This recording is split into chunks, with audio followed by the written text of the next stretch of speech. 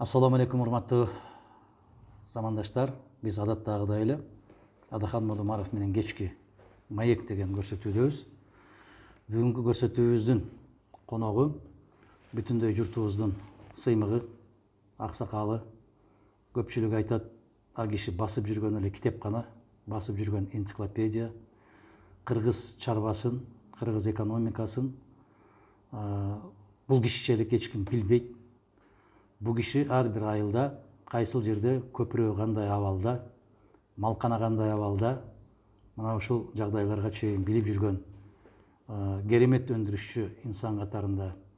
Кыргыз Республикасынын 3 жолу өкмөт башына келген инсан катарында билип жүргөн урматтуу Апаз Жумагулович. Апаз Жумагулович, ассаламу алейкум, кош келдиңиз. Биздин көрсөтүүбүз кечки кеп. Биз саясаттан бир да сөз айтпайбыз. Сизди мен азыр айтып өткөндөй эле кыргыздын мыкты бир ишкери, мыкты жетекчиси, мыкты чарбагери, мыкты аксакалы, мамлекеттик ишмери катарында жакшы билишет, бирок инсан катарында көпчүлүк көп биле бербейт. Мен тарыхчы катарында кээде Алексей Николаевич Косыгинди элестетем. А киши эч качан мындай бир ашыкча күлбөйт да, жылмайып да койбой. Ар дайым эмнегедир момундай бир түзүлүштөрү дагы сиздин өзүңүзгө окшоп кеткен. Кээде ушундай соңку кездерде макалалар чыгып баратат. А кишинин кадыр баркы ушунчалык жогорку деңгээлде болгон. Негизи СССРдин жетекчиси катарында ошо кишини көргөн. Анан ар кандай башка мамлекеттер менен сүйлөшүүлөрдү ошо киши жүргүзгөн деген сыяктуу чарбалык багытында. Биз жанагы айткандай эле саясатка биз көп үңүлбөйбүз, ага карабайбыз. Мен сизден суранам. Мен айттым, сизди басып жүргөн энциклопедиясыз. Кыргыз экономикасын бүгүн иштеп аткан кээ бир министрлерге, жетекчилерге караганда мыктыраак билишиңизде эч кимде күмөн жок. Сиз инсан катарында биздин элибизге кызыксыз. Но жашыңыз куттуу болсун. 87 жашка баратасыз.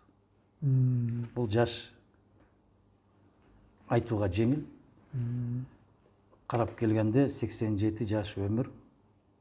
Бул болгондо дагы согуш мезгилиндеги балалык. Согуштан кийинки республиканын кайрадан түптөө. Анан сиздин маңдайыңызга ушуну жазыптыр.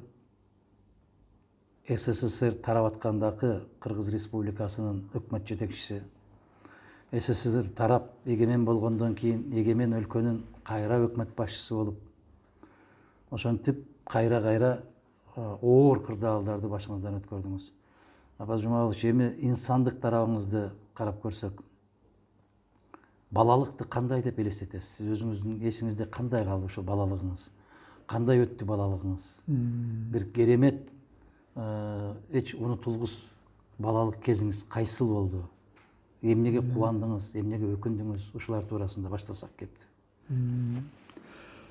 Рахмат. Биринчиден, урматтуу телекөрүүчүлөр, мен дагы салымдашып койгум келет.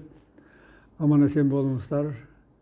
Бу көп жылдан бери телевизорго чыгып, сүйлөп жүргөн кишилерден эмесмин.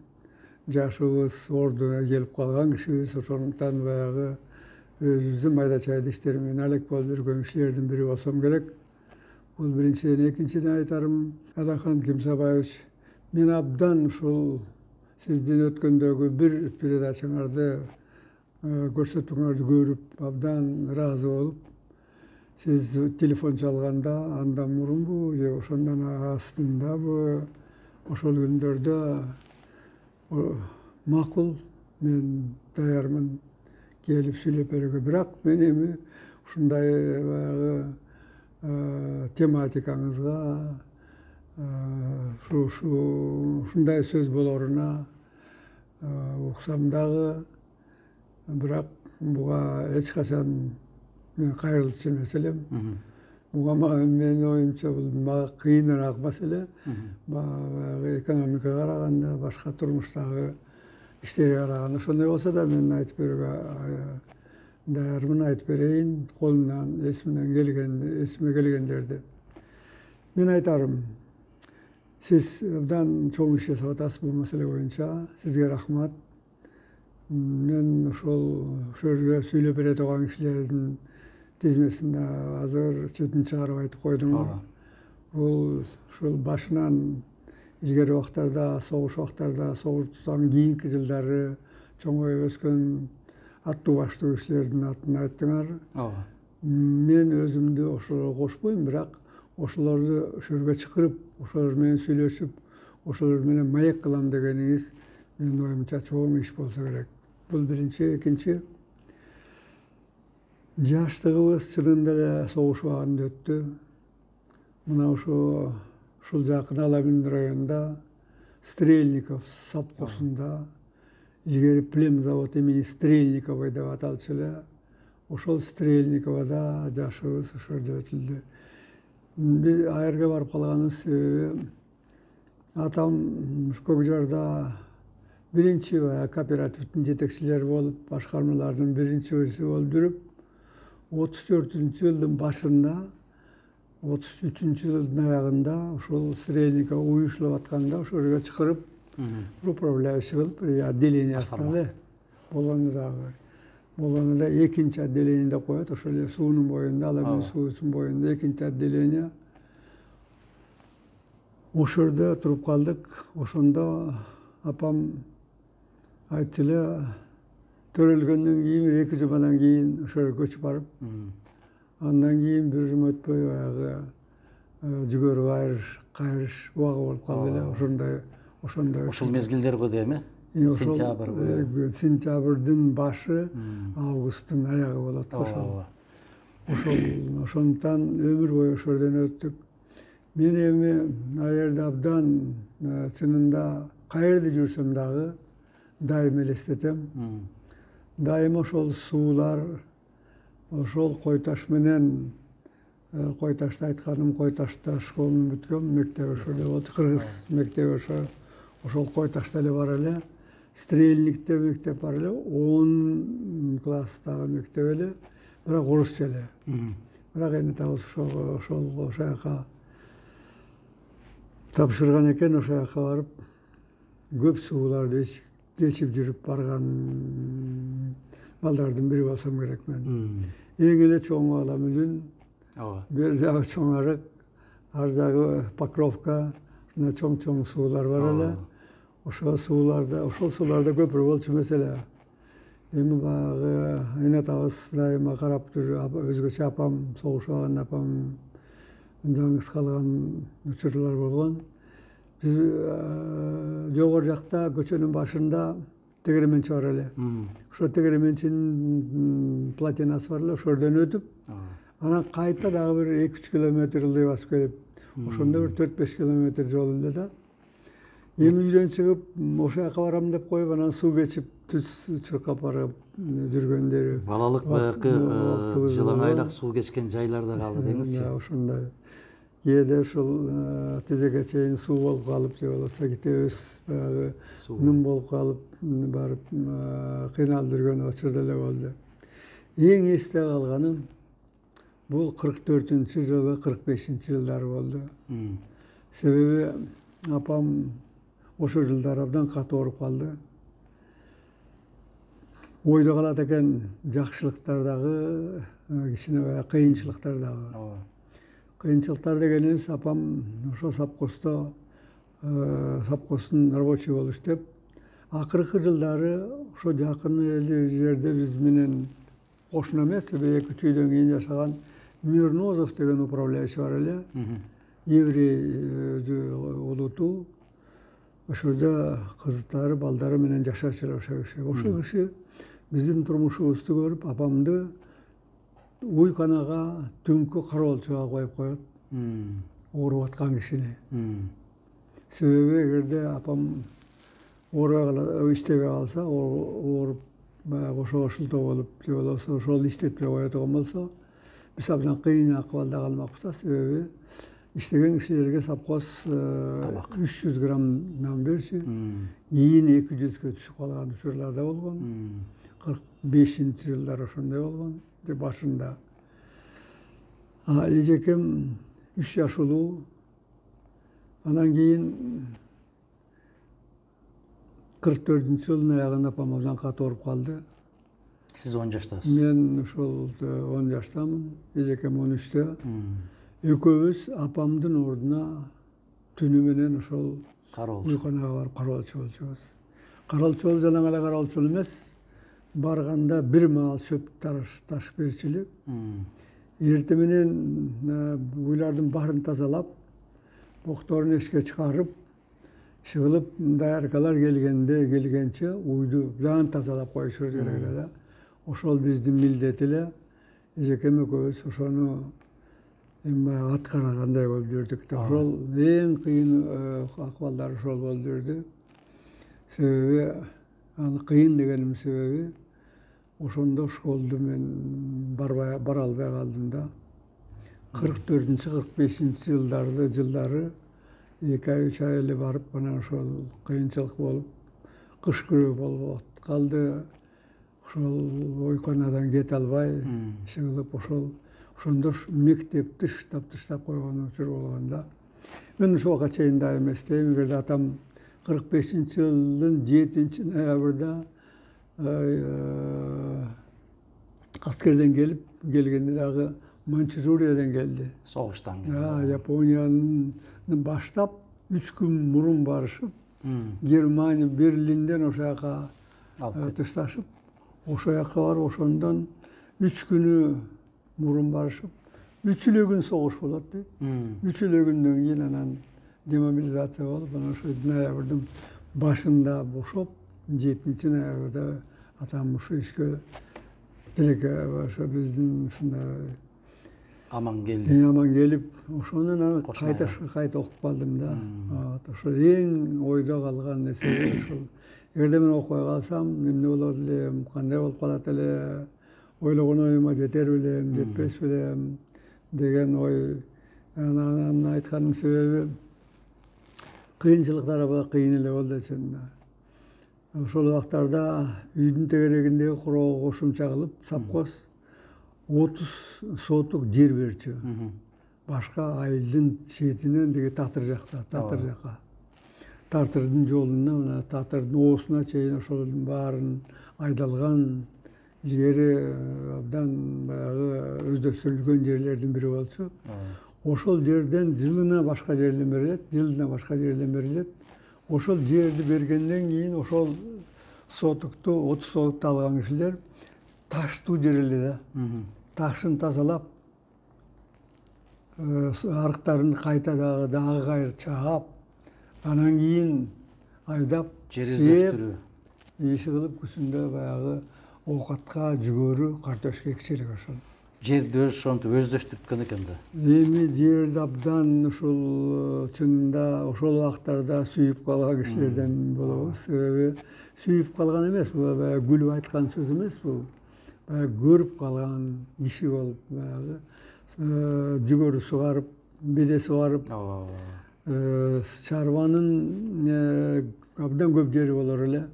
Биринчи отделение менен экинчи отделение отурсу азыр анча-мынча үй салынып калды жолдун боюнда. Жанагы новостройка азыр бир мечет салынбадыбы? Ошондон дөбө Татарга кетип бараткан жолдо, Чоңкурчага кетип бараткан жолдун боюнда сол жагында үйлөр бар эле, Кокту жеринде, суунун боюнда. Оң жагында эчтеке жок эле. Түптүз жакшынакай жер, айдоо, эгин беде болор эле. Кече 90-жылдарга чейин ошондой эле. Ошондой эле. Биз басып жүргөн кезде кече бүгүн эле ошо элге үй салып кире башташты да. Пландаштыруу жок болуп кетти да. Деген маану айтканым себеби ошол жерди биздин отделенияга бекитилген эле. Биздин отделениянын управляющий Мирнозов деген киши, кийинирээк Глотов деген киши келип жүрдү. Ошол киши биздин жаш кезибизге карабай, күндүз отделение бөлүп койгонда, ошону бизге сугарасын деп сугартып койчу да.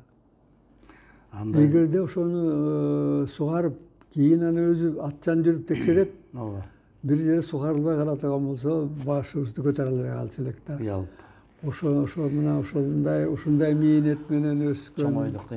Апа Жумаш. Болобуз. Аябай сонунда мен дагы ошо кичинекей 7-класстагы кезимден баштап ошол өндүрүштүк бригада деп койчу ал кезде. Ошо өндүрүштүк бригадада жүгөрү сугарып 19 гектар жүгөрүгө кадимгидей ээ чыгып өзүң чабасың, өзүң сугарасын, өзүң тапшырасың. Анан 240-243 рубль аласың жылдын аягында. Ай сайын 33 рубльдан айлык төлөп турат. Мен да ошо 1-7 класста ошондой болуп гезитке чыккан. Анда сиз жакшы билсеңиз керек, элдик контроль деген көзөмөл бар эле. Түндө кыдырып жүрчү. Шербет суу деп, шербет суу сугарчубуз түндө. Күн ысыганча жүгөрүлөргө суу куюп калышыбыз керек, коюп калышыбыз керек деп. Ошондо мен дагы азыр сиз айтып отурсаңыз көз алдымда. Анан жүгөрүнүн жанакы эмелер аябай тилет да. Айрыкча күн ысыганда тердеп баратканыңда тилген жерине туз шорда териң кирип ачышып. Көйлөк деген жок да. Аябай майкачан жүрөсүн, баардык нерсе. Анан шалы да отодук, парникте да иштедик, сакманда да болдук. Сиз айткандай 9 ай окуса шаарда биз 3 ай окучубуз. 3 ай окучубуз да. Себеп 1-сентябрда окуу ачылат, 3-сентябрда тамеки айдайбыз. 3-сентябрда тамекиге кетип, ал жерде бир 3 жума иштегенден кийин пахта калдык. Пахтадан декабрда кайтып келчүбүз. Темирбек Кудайбергенович Кошоев биринчи катчы эле областта, жетекчи, өзү атты минип алып анан бизди текшерчү. Муну сиз айтып отурсаңыз, балалык аябай балдан таттуу деп айтабыз да. Биз бал муздак жеп чоңойгон жокпуз. Биздин колубузда кышында күрөп, жазында кетмен, жайында чалгы, ушул аспаптар колубуздан түшкөн жок. Бирок биздин балалык эмнегедир таттуу. Бүгүн момпоси жеп, бал муздак жеп, мына кондиционердин түбүндө тердебей чоңойгон балдарда ошондой балалыкка кусалык жок да, эмне үчүн? Мен ошол маселеге азыр жооп берүүгө аракет кылайын. Жанагы суат жөнүндө айтып атып бир сөз айта кетейин. Бир жолу бир жерде жазып коюп турмун мен. Суу жетелеп деп. Ооба, суу жетелеп. Туура. Мына азыркы балдар менен сүйлөшкөндө суу жетелеп десегенде баягы элде муну түшүнбөй кээ бирөө сурабайт. Ооба. Кээ бирөө сурап калат. Бул кантип эле суу деди? Суу жетелеп сугарчубуз да биз. Бул абдан ошол убакта өтүк деген жок да. Резинка өтүк дегенди вообще көргөн да эмеспиз. Жалаңайлак эгерде шымыбыз болсо тизеге чейин түрүп алып ошол мээнет. Мен муну айтканымдын себеби жанагы сизге жооп болуп ошонун бир түрү болот болсо керек мээнет. Эмгек. Мээнет. Анан кийин ошондой болсо дагы ошол убактан баштап ушу жаш балда, муундарда өзгөчө ошо биздин замандаштар деп коеюн, биз тең куракта ошол убакта өскөн балдарда согушпаган жоопкерчилик болсо керек. Себеби эгерде ошол убактарда биз жалкоолук болуп калагатаган болсок, кышына баягы көчөдө калмакпыз да. Себеби күзүндө кар түшкөнгө чейин, октябрдын ортосуна чейин отун даярдап, ага чейин ошол стрельниктен экинчи отделениясынан Кедейбайды өтүп бас бөлтөккө, бас бөлтөк бул шаардын үстүндөгү бөлтөк жерлер, ошол жерге келип машак терчүбүз. Ошол жерге келип машак тертип, кечинде бир мүшөк, килейген мүшөктөр болчу эле, ошону өзүбүзгө жүктөп алып ошол жерден алып кетчү элек да. Аны эгерде андай болгон болсо, биздин семьяда башка болмок. Ошондон апам абдан бизге ыраазы болуп жүрдү. Атам келгенде дагы, согуштан келгенде дагы дайыма ошол абдан өзү мындай киши эле да, анча лирик болчу да, өзү түз, абдан мээнеткор. Ошол кишилердин ишин көрүп, жумушун көрүп, чоң ойдуңуз. ошону көрүп анан үлгү болгон ошолор болушу да. Бала кездеги эң таттуу сүйүп жегениңиз ошо мезгилдерде машак терип жүргөндөгү эң таттуу сүйүп жеген тамагыңыз эмне эле ошондо? Эми чын эле айтыш керек, эми каттама. Каттама. Каттама. Жарма менен. Жарманы алып алчубуз, жарма. Азыр ушул жана максым кылат эмеспи? Максым жок болчу эле бизде, кышында жасалчу эле максым кээде. Ал жарма деген турчу эле да. Эртең менен жарманы бир чоңчун ичип алып эле жолго кетип калчубуз. Ооба. Мына тамагыбыз ушу болчу. Бирөөсү нан, апам дагы каттаманы бөлүп туруп эле тең бүктөп, белге байлап берчү беле? Ошодон чөнтөккө салып алып кете берчү. Турмуш ошондой эле. Мен эми ошо кездеги жакшылыктардын бири, сүйүнгөндүн бири, бир жакшы кишилерге жолугуп калса, ошол кишилер өмүр бою ушу үлгү болуп калат экен да. Мына жана Мирнозов дегенден дагы бир жолу айткым келет. Эгерде ошол киши бизди апамдын ордуна ишке коюп койгондо, биз ишсиз калмакпыз. Биринчиден эми иштемекпиз, тапмакпыз, бирдеме болмокпуз. Бирок мынчалык баягы жеңилирээк болмок эмес деп ойлойм да. Биринчиден, экинчиден ушул кишинин жакшылыгы ойдо калды да. Ушуну ойдо калды, ушу эсте калды дайыма.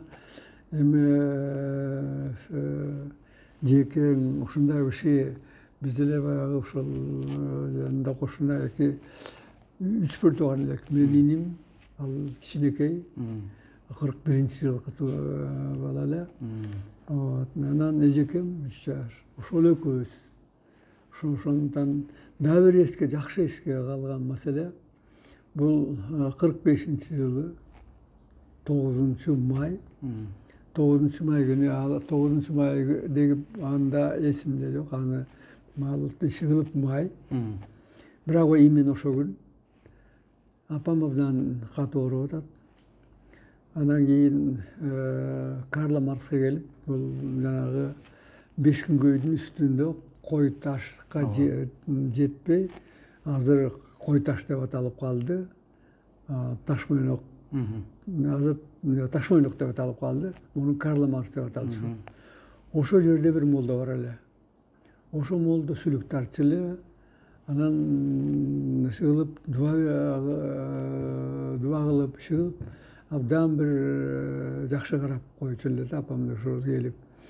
Анан кийин ошол күнү эртең таң азандан апам айтты барып, чатагыңды алып кел деди. Чурка ошону алып келип, айтып макул деп. Мен өзүм ошондо ошол Карл Маркстан биздин үйгө чейин суунун боюнда бир үй жок болот эле. Азыркы сиздин турган үйүңүздүн орду беле ошол атаңыздын үйү? Жок, азыр бул бир жерде мен төрөлгөн экенмин, бул атам ошол жерде башкарма болуп, кооператив, көк жарык кооператив болгон да. 33-жылдары. 33-жылдын аягына чейин ошондо көк жарда болгон, туулган жерибиз ушул. Бирок бир жумадан кийин көчүрүп кетти деп атпаймынбы? Бир жума эмес, анча өтө керек го. Бирок жанагыны айткым келет. Келип үйгө жакындап калганда эле ар кой таш жагынан деле, сапкос жагынан деле дөңнүн үстүндө атчандар уучу ары бери баскан бирдеме көтөрүп сүйүнчүлөп жүргөн кишилер экен. Мына ошол эсте калды да. Үйгө келсем ошондо апам үйдө экен, эми тура алчу эмес. Доктор келди, анча-мынча убакыт жакшы болуп кетти, кийин абдан чуркап да калды, басып да калды. Кийин 77-ге чыгып кол астымдан кетти. Мен ошого абдан сүйүнөм да, себеби абдан ошол убактарда бизге бел болуп жүрсө дагы багып чоңойткон ушул апам болгон да. Атам 39-жылы Финскийге ойнога кетет. Финляндия атам. Финляндия. 40-жылдын аягында, 41-жылдын башында, точно атасы эсимде жок. соғыш 41-жылы башталды да. 41-жылы августта Герман соғышына. Мен таятам, Германияны басып өтүп, бир жолу даражар болуп, бир жыл больницага жатып калган учуру болгон. Ошондо бир абдан бир ачык сөз уктум эле да. Мен ошону эскерип коеюн. Кандай деген сөз? Жакшылыкта жаманда. Балдарыбыз да, көчөдө кээде ойноп калабыз да. Ошондо бир баладан жетим деп атам. Жетимсиң, атаңдан ушу кат жок. Атаң ушундай деген сөздөрдү айтып калды да. Ой, ошондо абдан намыстанып, жүрөккө катуу болгон. Жүрөккө катуу тийген учурларда ушундай катуу сөздөр, жанагы жакшынакай сөздөр менен ойноп жүргөн балдардан ушундай сөз угуп, эми ошол убакыт эле кичине баягы намыскөй болсо керек, экөөбүз жакалаша кеткенбиз. Эми жаакка бир чапса жеңилирээк болот бул сөздү укканга караганда. Бул сөздү угуп, мына карабайсызбы, азыр деле көзүңүзгө жаш тегеленип, жаш толуп кетти да көзүңүзгө. Бул адам канча жашында болбосун, атадан, энеден айрылуу менимче ар бир балага мындан өткөн каттуу сокку жок болсо керек. Бул өтө оор маселе. Атаң 90-го чыкса деле, энең 100-гө чыкса деле, ошоларды кетти дегенде бир аябай кызык окуяда, мына сиз айтып атпайсызбы азыр? Бир молдо киши бар эле, ошону чакырып келип, ошону окуттук деп.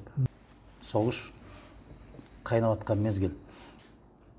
Сиз үзөңгүлөш болуп көптөгөн жылдар чогуу иштеп, бири-бириңиздерге болгон сый урматты мен көп жылдар, бир 20 жылдан ашык байкап жүрдүм, көрүп жүрдүм. Апаз Жумагулович менен Абсамат Масалиевичтин экөөнүн ортосундагы ушунчалык жылуулукту мен көзүм менен байкап жүрдүм. Бири-бириңиздерге болгон сый урматтын чеги жоктугуну. Бу киши дагы айтканда 38-39 жыл болсо керек дейт. Ошо киши Кадамжайда, анда Фрунзе району, ошо үйүндө жүргөндө мен могул өрүктүн астында жатчу элем дейт. Атам тиги тоого чөпкө кеткен дейт, чөп чагак мезгил дейт, күн ысык дейт. Анан бир убакта эле тыз дейт түштү дейт курсагым. Колум менен момундай түртүп жүрсөм, топ этип жерге бирдеме түштү дейт. Ошондой мени кара курт чагып алган экен дейт. Кара курт. Анан апам бакырдым дейт, апам чуркап эле жанагы Айшатабыз бар эле дейт, молдо киши эле дейт. Ошо кишини чакырды дагы, аябай кыйналып, тер чыгып олтуруп, окуп, мына тизеңе келди, мына кызыл ашыгыңа келди, мына деп бармагымдан сууруп алганы дал бүгүнкү күнгө чейин эсимде деп айтты да.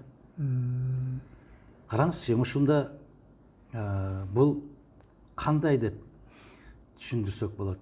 Дарыгердин жок мезгилиндеги мына ушундай ууну чыгарып салуу, аябай катуу ооруп аткан кишини ордунан тургузуп бастырып жиберүү.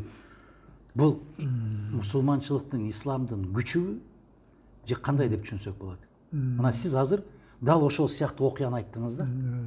Кандай деп түшүнсөк болот? Мен буга бир ишенгенимди айтайын. Мен өзүм чынын айтканда атеистмин. Көп нерселерге баягы оңой эле ишене койбойм. Ушундай эмелерге, бирок ушундай эмеге, ушундай окуяларга ишенбей кое албайсың да. Кээде ушундай болот. Себеби бул баягы турмуштагы накта иш да, накта болгон нерсе. Ошондо менин оюмча жанагы окуган киши менен ушуну окутуп аткан киши экөө мындай баягы дилгири болгондо, дилгири абдан ишенгенде, бул киши абдан ушундай бир берилип, жанагы сиз айткандай тердеп, ушинтип баягы абдан кыйналып, жан дилин берип, ушу айыгып кетсе экен, ушуну чыгып кетсе экен, ошо уу чыгып кетсе экен деген ниет менен менин оюмча ошонун экөө бириккенде ушундай болушу мүмкүн. Эми баягы адамдын мээси, нервный система абдан изилденбеген нерсе болот болсо керек го. Менин оюмча ушунчалык баягы кишиге чымыранып ошого ишенип, мына мен ушинтип ушул молдо, ушул доктор ушул кишини айыктырат, ушул киши чыгарат, ушул киши ошол ишеним bir тараптан, экинчи тараптан ошол окуп аткан киши күчүн берип, дилин берип, ниети менен өтүп аткан ушундай болушу мүмкүн дейм, бирок ааламдын сыры белгисиз. Да, ушундай тагдыр ошондой болсо керек го дейм да. Муну баягы сыгып барып аталган жок, кол менен тийген жок, эч кандай баягы соприкосновение болгон жок деген. Кол менен сыгып алды дейт. Кол менен сыгып алды. Бармагымда мондагы тартып алганда кадимгидей сугурулуп чыкты дегендей кылып. Андай болсо ошондой болгон экен. Чыгылып, мен боюмча ушундай болушу керек го дейм.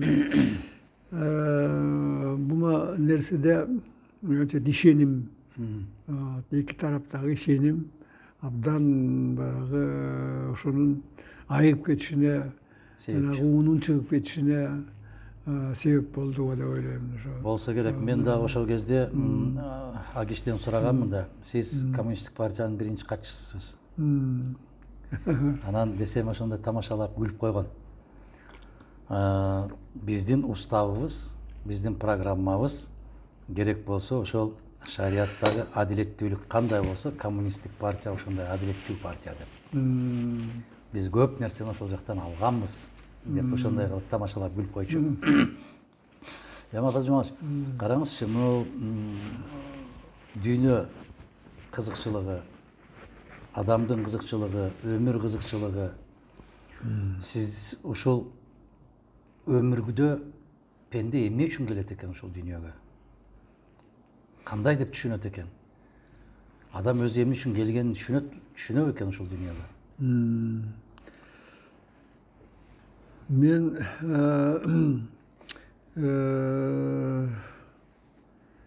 оюмча адам эгерде ушуну түшүнбөсө, ойдогудай, биз ойлогондой келечегинде ошо ошондой киши болбойт го деп ойлойм. Киши жаралгандан баштап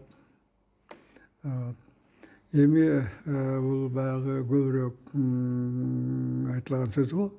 Чоңое баштагандан баштап, тарбия ала баштагандан баштап, дүйнөнү жарыкты көрүп, ушу чуркап басып, билим алып чоңойгон, ушуларды баары өзүбүз баягы структурабызга, динибизге, мээбизге, бүт баарыбызга сиңет болсо керек го. Сиз дос дегенди кандай түшүнөсүз? Мен дос деген абдан бийик нерсе көрөм. Мен бул дос деген эгерде может угуп калгандырсыңар же болбосо азыр биринчи жолу ушуну айтып атам. Ушу бир көрсөткөн передача деп коеюн, орусчага туура болот болсо керек. Ушул передачаны көргөндөр түшүнөр. Досум деле деп көп нерсени айта бербейм да эч качан. Себеби бул абдан бийик нерсе болуш керек. Абдан туура. Бийик нерсе болуш керек. Мен досум деп 1, 2, 3, 4 гана кишилерди балким айта алам. Тилекке каршы ошонун бирөө, мен Москвада окуп жүргөндө экөөбүз дос болгонубуз ушул 8 класста интернатка келгенде, айылдан интернатка келгенде ошондо дос боло калдык. Өзү ушу менден 1 жаш улуураак, жашы эмес, жашы 1, бирок улуураак класста окуду. Мен 8-нчи келгенде 9 класста болчу. Бул 9 класс жанагы Октябрь Медеров. Анан көп жигиттер Азаттекке каршы кээ бирөө өтүп кетти, жакын арада өтүп кеткендери бар. Абдан өкүнүп жүргөн кишилердин бири болом мен. Мурунку биздин башыбызды көтөрүп сыймыктанып жүргөн кишилер да булар. Канча болсо дагы 7-нчи класста жүрсөң, 8-нчи класс бийик көрүнөт, 8-нчи класс окуганда 9-нчы класстагылар бир ойдо ушундай болсом деген ойдо болобуз да дайыма. Ошондуктан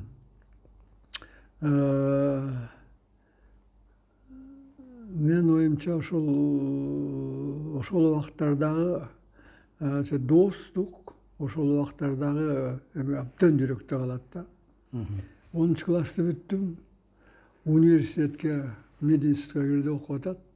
Экөөбүз баягы эгиз баладай болчубуз да. Атын айта аласызбы? Улуураак Талантбек аты.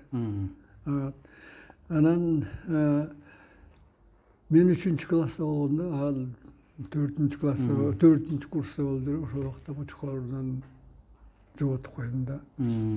Кырсык. Кырсык менен. Ушунчалык өкүнөм, ушунчалык баягы инимдин баласын дагы иши кылып мүмкүнчүлүк болгон жерде Талантбек деп ошонун атын айыма коюп жүрөм мен.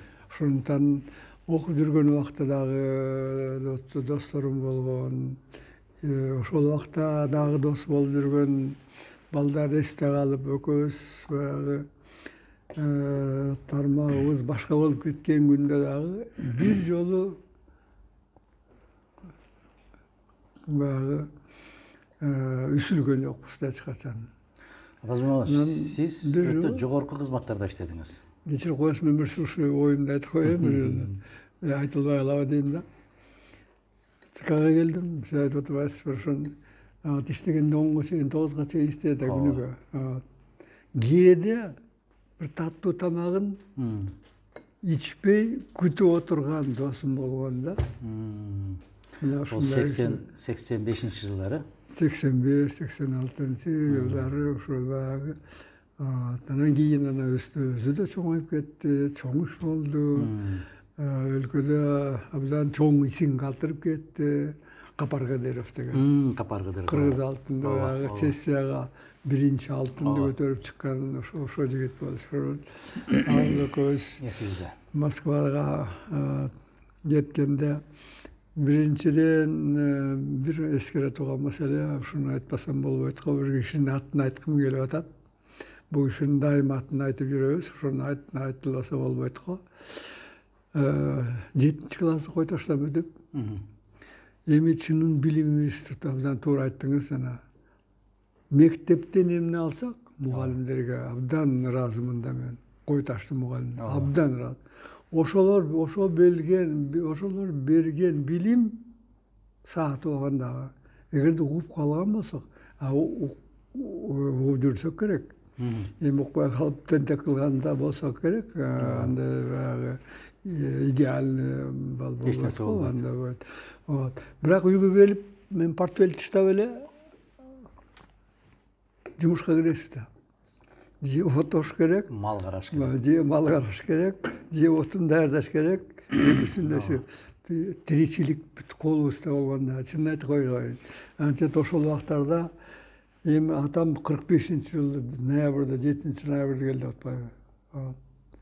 Ушул убакка чейин, аскерге кеткенден келгенге чейин, кетип атканда 41-жылы сиз 5 жашта кетти. Мен 34-жылкы мында 39 кетти, 5 жашта кетти. Да, 29-да 5 жашта кетти.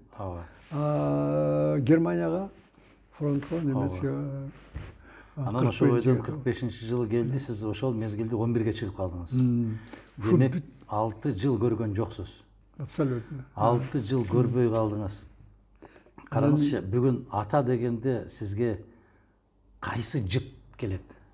Атанын жыты баары бир калат да. Мисалы мен айылга барсам, апа Жумач, атамдын жана кийип жүргөн чапаны. Мен сөзүмдү айтып койгондо жакшы. Тебетайын жыты. Тебетейинде калган жыт. Ошо ата дегенде ошол жыт келет мурдуңузга, э?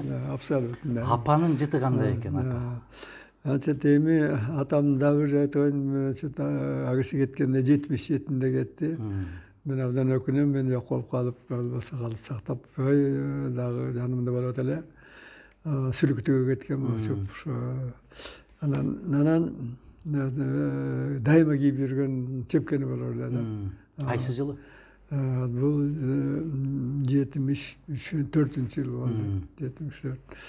Дайыма чепкени болор, чебакырттан жасалган. Ооба, чебакырт. Баары ушундай кийчи. Ошону реликвия кылып алып жүрүп, көп жылдары апам өзү кеткенге чейин эч кимге бербей ушундай реликвия алып жүргөнмүн да. Жана сиз айтып атпадыңызбы? ооба. Жыт мына тебетейинен билем, ошол тебетейин эсеби жыты ошо кишинин эми барганда бу жерге кийин мынабу Көкжардын эң башында атамдын үйүн өзүм салгам.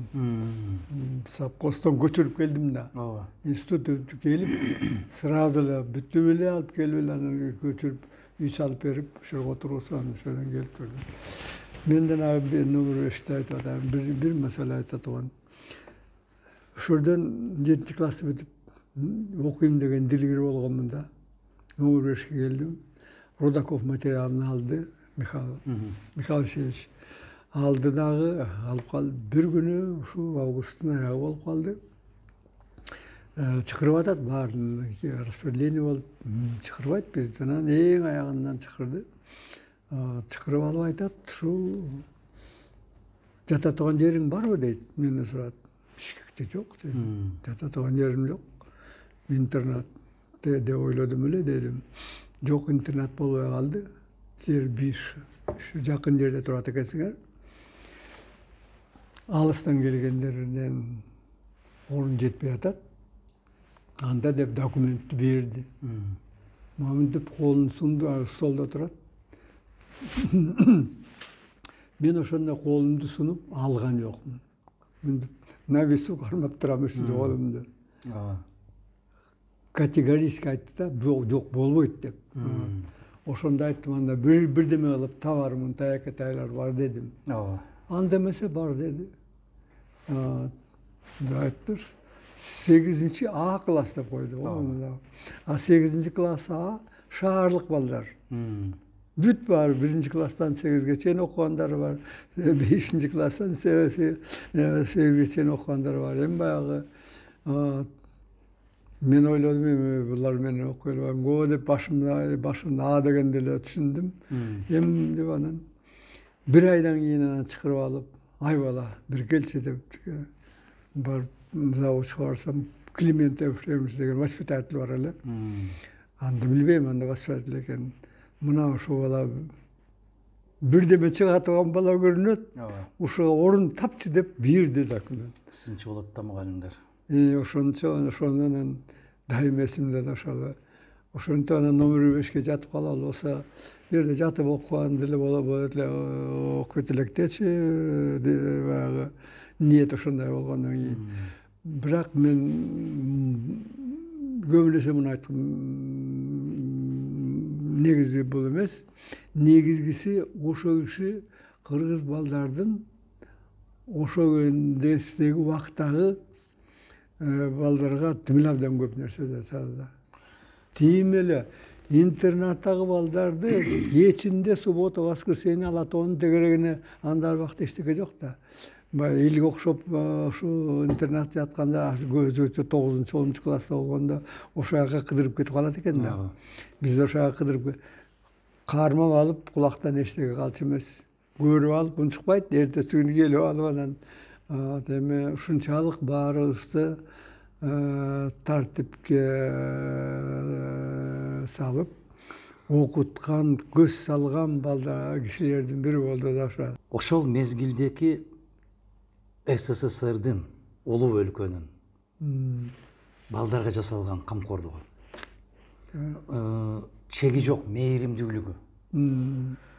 Мен аябай жакшы билем. Бүгүн көпчүлүк жаштарга айтам, жомок катарында болот да. Мен да айылда өскөн бир кыргыздын айылында кыргыз мектебин бүтүргөн бала барып, университетке барып тапшырып, бизге жатаканасын берип, бизге көрпө төшөк шейшептерин берип, аны ар жума жууп, алмаштырып, аны үтүктөп, анан күн эртең менен келип, жанагы жуурканды алмаштырып алгыла деп артыңдан эне катары жүрүп.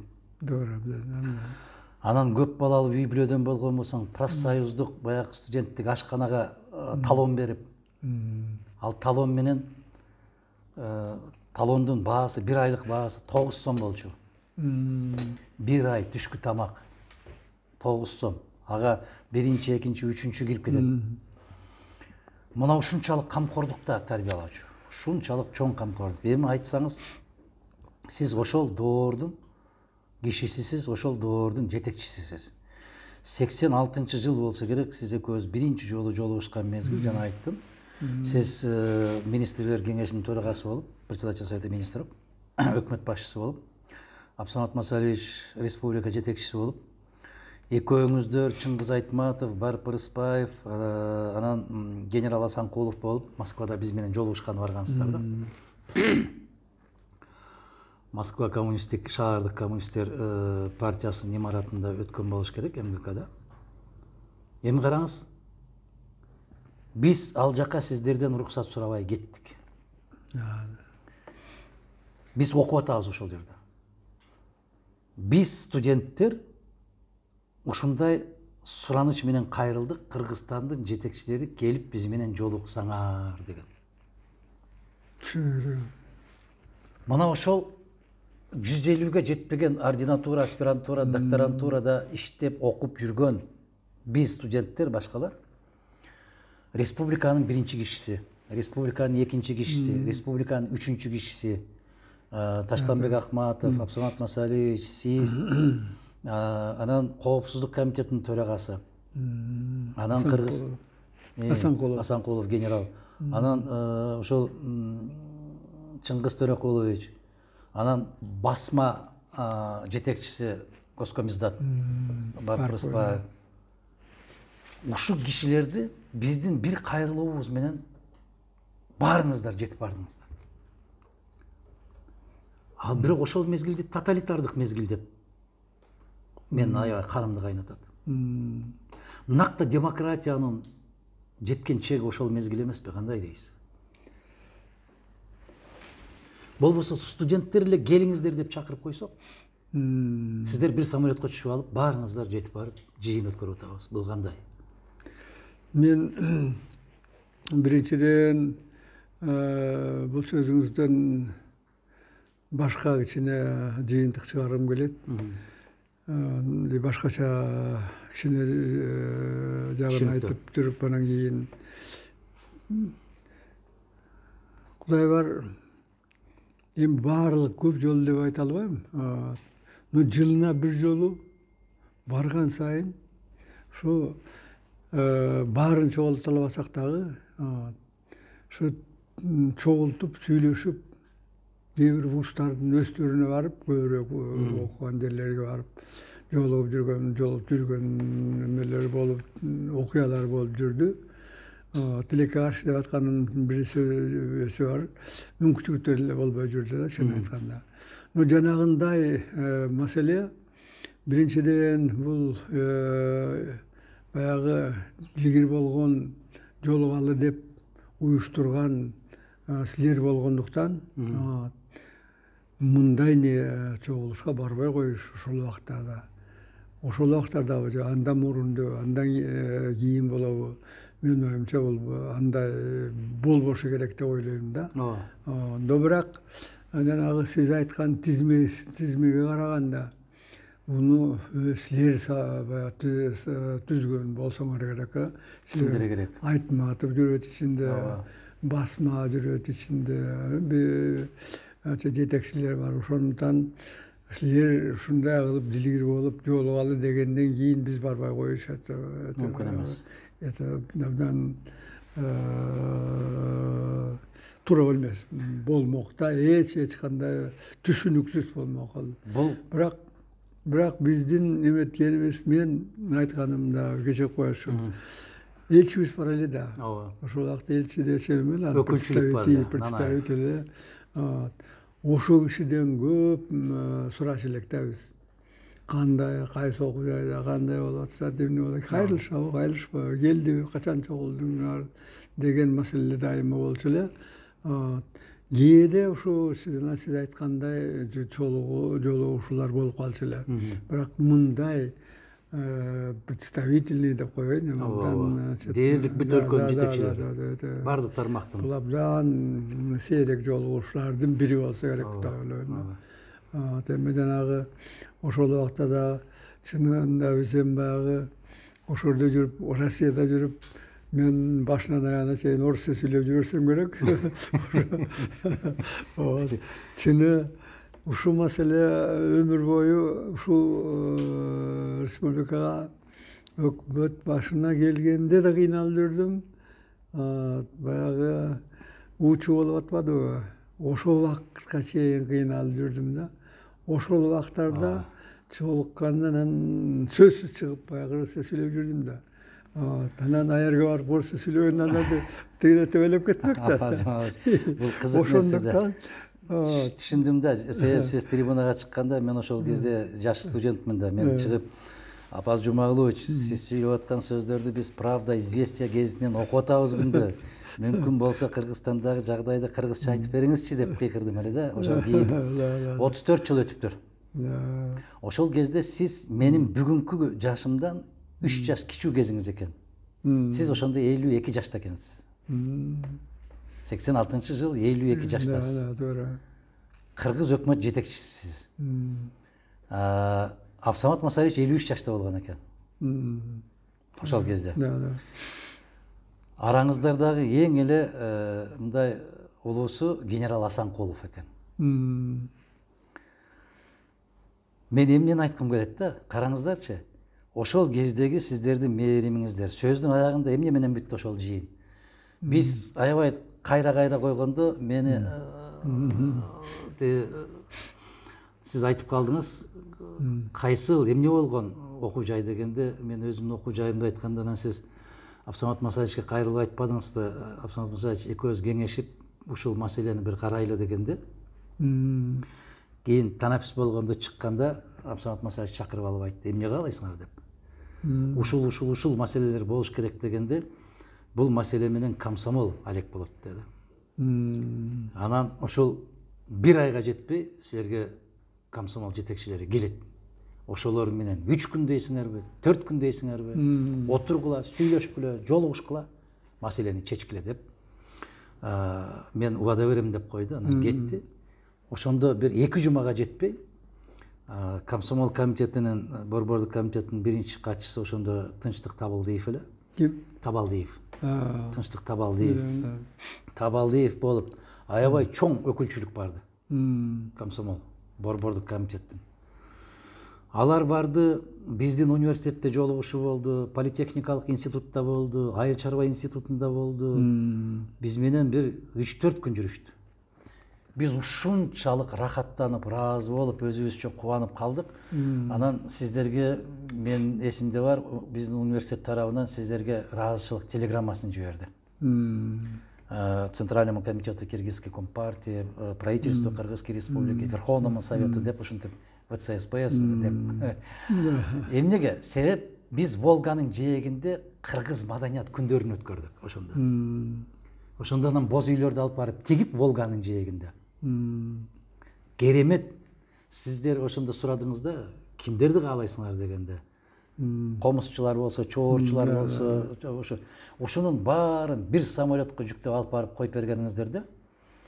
Биз ар кандай киши ыраазы болот. Себеп бизде кусалык бар. Туура. Биз кыргыз күүлөрүн, кыргыз ырларын биз көрсөк дейбиз. Биз жанагы акын жазуучулар менен жолуксак дейбиз. Мына ошол ыраазычылык, ошол болгон өтө жогорку сезим, ушул күнгө чейин сизге болгон сезим. Ошол кездеги кыргыз жетекчилерине болгон сезим менин жүрөгүмдүн түпкүрүндө сакталып келүүдө да. Ошондуктан кимдер коммунисттик партияга, кимдер Советтер Союзуна туура эмес сөз айткан болсо, мен көкүрөгүм менен тосок алып коргоп атканым ошол. Ата эненин мээримдери сиздерде көрүнүп турчу, сезилип турчу. Бүткөндөн кийин кайда барасың? Кайда барып жайгашайын деген оюң бар деп. Анан муну Асанкалы Керимбаевдин бир окуясын аябай керемет бир сезимдери менен айтканда, мен дейт жанагы Керимбай болуштун баласы деп эч жерге жумушка кире албай жүрүп, анан Ташкентке барып бир иштеп атсам, Султан Ибраимович барып калды дейт. Анан Өзбекстан жетекчилери билет эле мен кыргыз экенимди, кыргызча ырдаганымды дейт. Анан кечинде чай үстүндө чакырып калды эле, аккордеон менен жанагы жерде эмне кылсам, Султан Ибраимович чакырды дагы. Эмне кылып жүрөсүң бул жерде деди, ушундай болуп жүрөт. телефон берди дагы Бишкекке Фрунзеге келгенде сөзсүз мага кел деп коюп кетти дейт. Мен анын өкмөт башчысы экенин да билбейм дейт. Анан келип эле телефон чалып ушундай кылса, бир катчысы алыптыр. Ушундай мени келсин дедиле десем, түштөн кийин чал деди. Түштөн кийин чалсам, эртең саат 9-га келсин деп айтты дейт. Мен өкмөт үйүнө кирип барсам, ошо Султан Ибраимович өзү кабыл алып, эмне кылып жүрөсүң, кандай, эмне маселең бар деп, Заматта маданият министрине телефон чалып, ушундай жигит бар, өтө таланттуу, мен өзүм уктум, өзүм көрдүм, караштыр деген тапшырманы берди дейт. Анан мага дейт, жанагы филармониянын жатаканасынан бир орун берип, анан жанагы жерге жумушка алып деп ыйлап олтуруп айткан да Асан Керимбаев. Эмне дегим келет? Мына мамлекеттеги адамгерчилик. Бир кишинин тагдырына кайдыгер карабаган өкмөт жетекчилери. Сиз айтсаңыз, өтө каттуу капа болгон жашооңуздагы, капа болгон күнүңүз кайсы күн болду, эмне үчүн болду? Андан ушундан улам мен сизге кийинки суроону берем.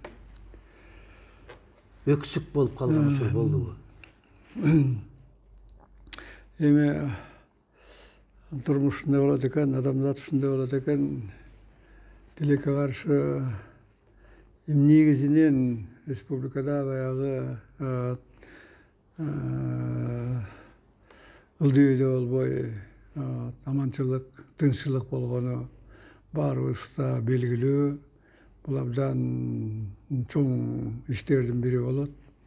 Ошондой болсо дагы тилекке каршы ушу жакын арадагы бул коронавирус деген 19 деген балакет баарыбызды ойлондурбай койгон жок, баарыбызды кайгыртпай койгон жок, ыйлатпай койгон жок. Ошондуктан мен ушу маселе жөнүндө мындай айткым келет. Ушу учурдан пайдаланып, ошондой болгон үй-бүлөлөргө, ошолордун агайын туугандарына, балдарына, атасына, энесине, баарларына, жакындарынын баарына чын жүрөктөн чыккан ушул кайгымды айткым келет. Кайгыңар менен кайгыңарга кошулгум келет. Колдон келген жардамды бергим келет, колдогум келет, колдоймун.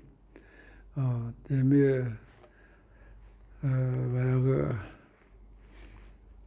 кайрат кылыш керек экен. Ошондой болсо дагы биздин элибиздин улуулугун көрсөткөндөй учурлар болду ушул учур. Аны айтканымдын себеби эң кыйын учур келгенде эми экинчи этап, биринчи этап деп эле коеюн. Ошондой болсо керек. Биринчи этабы бүтүп атканда бүтүп калдык деген ичине баягы убага келип калып, башка системага өтүп, ошол убактарда жана жамандыктар абдан күчөп турган убактарда элибиздин кимдин ким экени көрүндү да. Ушуга мен абдан сүйүнөм, чынында сыймыктанам да. Элибиз баягы мугалим дебей, врачтар дебей, ушу боктурлар өздөрү ошол жерде эң кыйын красный полоса деген жеринде жүрүшүп, ошолордун ичинде болгондор ушундай кыйынчылыктарды иштеп атып, ошолор кайрат кылып, ошолор ошол иштерин улантып, башкалар мугалимдер болобу, бизнесмендер болобу, башкалар болобу, кийинчерээк ушундай мен баягы кыймыл абдан көбөйүп, мен ушуну ойлогондо элибиздин, жерибиздин тагдыры күчтүү экен. Элибизде биримдик болот экен, бар экен. Кандай гана кыйынчылык болбосун, ушуну жеңет экен. Биз деген чогуу көтөрүп, бир кишидей болуп чыгып кетет экенбиз деген ой абдан мени кубандырбай койгон жок.